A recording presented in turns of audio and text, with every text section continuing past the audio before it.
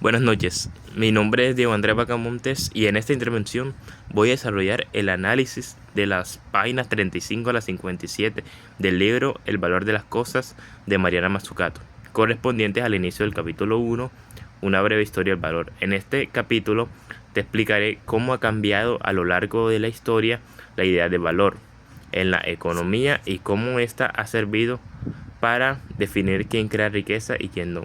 Se muestra que el concepto de valor no ha sido siempre el mismo, sino que ha evolucionado dependiendo del contexto histórico. Por ejemplo, primero en el siglo XVII, los mercantilistas consideraban que el valor estaba en el comercio y en la acumulación de oro y plata. Podemos notar que actualmente difiere un poco de lo que ahora nosotros pensamos que es el valor. Pues para ellos una nación era más rica mientras más exportaba y más metales preciosos acumulaba. Podemos notar cómo España lo hacía sacando oro y plata de sus colonias en América, acumulando oro y así pudo llegar a ser el gran imperio que fue hace tiempo. Seguimos con que luego en el siglo XVIII los fisiócratas afirmaban que el valor provenía de la naturaleza, especialmente de la agricultura, considerando que solo el trabajo relacionado con la tierra generaba riqueza real. Estas ideas reflejan cómo en cada época interpretaba el origen de la riqueza según sus intereses. Más adelante, con economistas como Adam Smith, surge la idea de que el valor proviene del trabajo humano. Él explica que la productividad aumenta con la división del trabajo y que el crecimiento económico depende de la producción. También se introdujo el concepto de límite de producción, que separa las actividades productivas de las improductivas. Pues según estas teorías, las actividades productivas son las que generan bienes, mientras que otras actividades como muchos servicios o el Estado propiamente eran consideradas improductivas.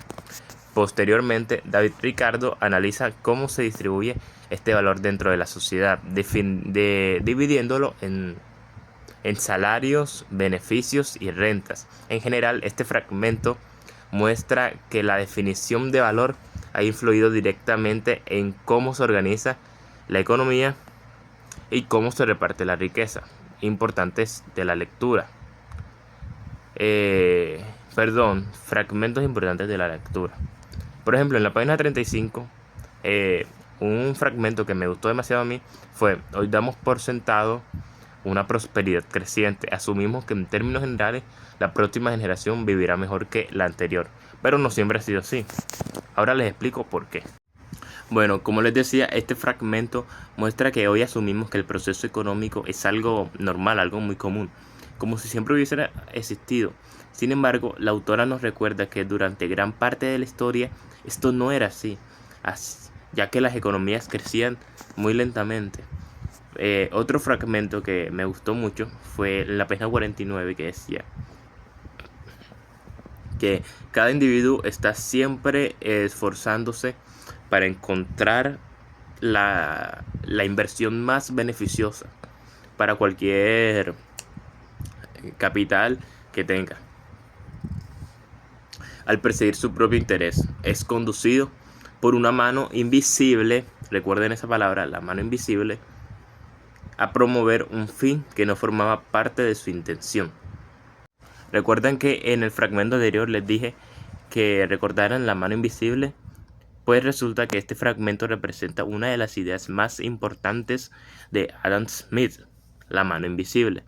Lo que significa es que cuando las personas buscan su propio beneficio económico sin proponérselo claramente, también pueden beneficiar a la sociedad en general. Un ejemplo es que una empresa, un conjunto de socios en una empresa buscan es ganar dinero, pero al crear esa empresa están beneficiando de más personas porque generan empleos y ayudan con sus productos y crecimiento económico. Otro fragmento que me gustó demasiado es el de la página 56, que dice que el principal problema de la economía política es determinar las leyes o políticas que regulan la distribución del producto entre las diferentes clases de la sociedad. Pues este fragmento introduce una idea fundamental de David Ricardo. Dice que la economía no solo trata de producir riqueza, sino de cómo se reparte. Bueno, Ricardo plantea que la gran pregunta es cómo se distribuye el valor entre los trabajadores que reciben un salario, los empresarios que reciben beneficios y los terratenientes que reciben rentas. ¿Quiénes serían los terratenientes en Colombia? Pues el gobierno, porque recibe los impuestos de esas empresas. Esto es muy relevante hoy en día porque explica problemas actuales como la desigualdad económica, porque los del salario no reciben igual que los beneficiarios. La concentración de riqueza, en otras palabras, no basta con que una economía crezca, sino que también importa quién se quede con ese crecimiento. Bueno, en mi punto de vista, en general, este texto es importante porque nos hace cuestionar algo que normalmente damos por hecho. ¿Qué significa realmente crear valor? La autora muestra que esta idea no es objetiva, sino que ha sido construida históricamente según los intereses de distintos grupos. Los intereses de los grupos de los empresarios no serán los mismos que los de los trabajadores, ni menos los de los terratenientes.